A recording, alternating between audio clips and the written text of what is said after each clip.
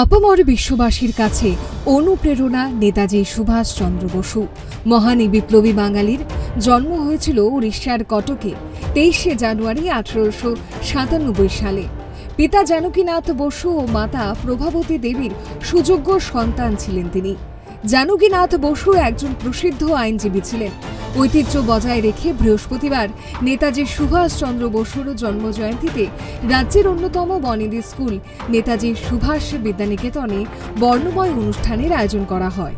মুখ্যমন্ত্রী ডক্টর মানিক সাহা এই অনুষ্ঠানের উদ্বোধন করেন। এবছর তৃতীয় শ্রেণী থেকে একাদশ শ্রেণী পর্যন্ত 26টি থিম তৈরি করা হয়েছে। এই থিমগুলোর মধ্যে ছিল শিশু ও নারীদের সুরক্ষা, নেশা বিরোধী অভিযান, বাল্যবিবাহ রোধ, লেখাপড়ার প্রয়োজনীয়তা সহ বিভিন্ন সমাজ সেবা এবং সচেতনতামূলক সময় উপযোগী বিভিন্ন উপস্থাপনা নিয়ে এক বর্ণাঢ্য শোভাযাত্রা শহরের বিভিন্ন পথ পরিক্রমা করে।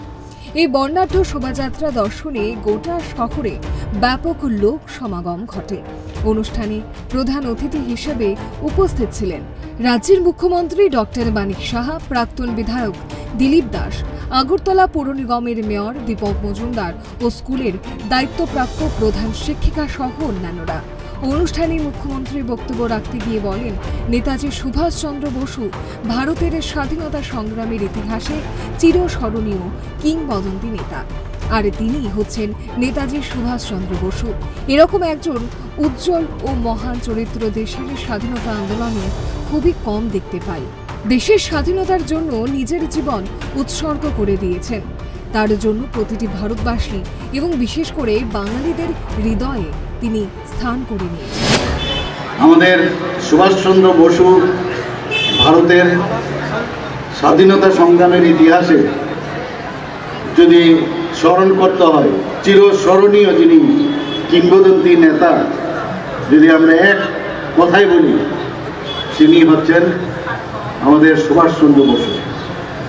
এবং এইরকম একজন উজ্জ্বল এবং মহান চরিত্রের ভারতের স্বাধীন আন্দোলনে আমরা কিন্তু খুব কমই দেখতে পাই।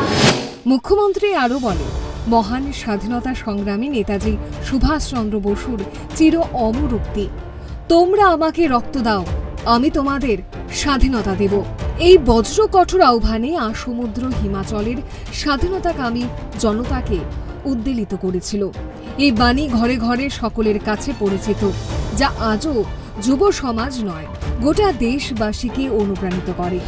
ওনার যে চির অমর উক্তি আমাদের এখনো সবাই প্রতিটা ঘরে ঘরে আমরা এখনো মনে করি এবং মনে রাখি, সেটা হচ্ছে, তোমরা আমাকে রক্ত দাও, তোমরা আমাকে রক্ত দাও, আমি তোমাদের স্বাধীনতা দেব।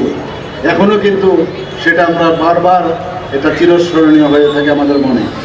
বীর স্বাধীনতা সংগ্রামী আজাদ হিন্দ ফৌজের সেরা নায়ক নেতাজি সুভাষচন্দ্র বসুর প্রাপ্য সম্মাননা হিসাবে উনার জন্মদিনটিকে স্মরণে রাখার জন্য প্রধানমন্ত্রী নরেন্দ্র মোদী নাম দিয়েছেন পরাক্রম দিবস। মুখ্যমন্ত্রী তাঁর ভাষণে এই তথ্য তুলে ধরেন। নেতাজি সুভাষচন্দ্র বসু আন্দামান এবং নিকোবরে, সেখানেও ভার্চুয়ালি উনি সেটা উদ্বোধন করেছিলেন। আমরা 2021 যে প্রাপ্য সম্মান ওনাকে দেওয়ার দরকার, 2021-এ আজকের যে ওনার জন্মদিন, সেটাকে একমাত্র মাননীয় প্রধানমন্ত্রী যে নেতৃত্বাধীন যে সরকার, ওনার এই দিনটিকে স্মরণ রাখার জন্য নাম দিয়েছেন পরাক্রম দিবস। নেতাজি স্কুলের বিষয়ে বর্ণনা করতে গিয়ে মুখ্যমন্ত্রী বলেন, নেতাজি সুভাষ বিদ্যানিকেতন একটি বনেদি স্কুল। বহু কৃতি ছাত্রছাত্রী এই স্কুল থেকে বেরিয়ে শুধু ত্রিপুরাতেই নয়, ভারতবর্ষ এবং বিদেশের বিশেষ স্থান অর্জন করে নিয়েছে। খেলাধুলা থেকে আরম্ভ করে সাংস্কৃতিক চর্চা সহ নানা বিষয়ে এই স্কুলের ছাত্রছাত্রীদের সুনাম রয়েছে। সবচেয়ে বড় বিষয় হচ্ছে এই স্কুলের নিয়ম শৃঙ্খলা। এমন একজনের নামে এই স্কুলটি, তিনি হলেন দেশপ্রেমিক নেতাজি সুভাষচন্দ্র বসু, যার অনুপ্রেরণায় তরুণ যুব সমাজ আজও অনুপ্রাণিত। স্বদেশ প্রেমের মূর্ত বিগ্রহ বাংলার দুলাল সুভাষচন্দ্রের জীবন ভারতবাসীর কাছে এক অমূল্য সম্পদ। আমরা নেতাজি সুভাষ বিদ্যানিকেতন আমরা জানি একটা বনেদি স্কুল, এবং বহু কৃতি ছাত্রছাত্রী এখান থেকে বেরিয়ে শুধু ত্রিপুরাতে নয়, ভারতবর্ষে এবং বিদেশেও তারা একটা বিশেষ একটা জায়গায় স্থান নিয়েছে। আর এই স্কুলের সবচেয়ে বড় যে বিষয় শৃঙ্খলা, এবং খেলাধুলা থেকে আরম্ভ করে সাংস্কৃতিক চর্চা ও নানা বিষয়ে এই স্কুল ছাত্রছাত্রীদের সুনাম রয়েছে। এমন একজনের নামে স্কুলটি, যিনি আমাদের তরুণ যুব সমাজের কাছে একজন আদর্শ মনীষী ও পথপ্রদর্শক। তিনি দেশপ্রেমিক বীর নেতাজি সুভাষচন্দ্র বসু। সুভাষচন্দ্র বসু ইন্টারমিডিয়েট পরীক্ষায় প্রথম বিভাগে উত্তীর্ণ হন এবং ভারতীয় প্রশাসনিক পরিষেবায় পড়ার জন্য ইংল্যান্ড চলে যান।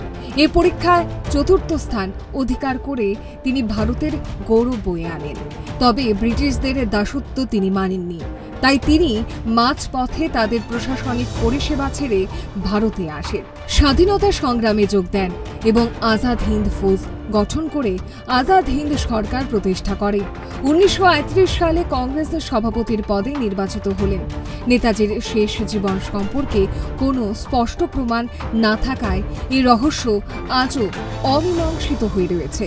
তবে এ কথা নিশ্চিত যে নেতাজি ছিলেন একজন মহান নেতা এবং তার কাজ ভারতীয় স্বাধীনতা আন্দোলনে গুরুত্বপূর্ণ ভূমিকা পালন করেছে।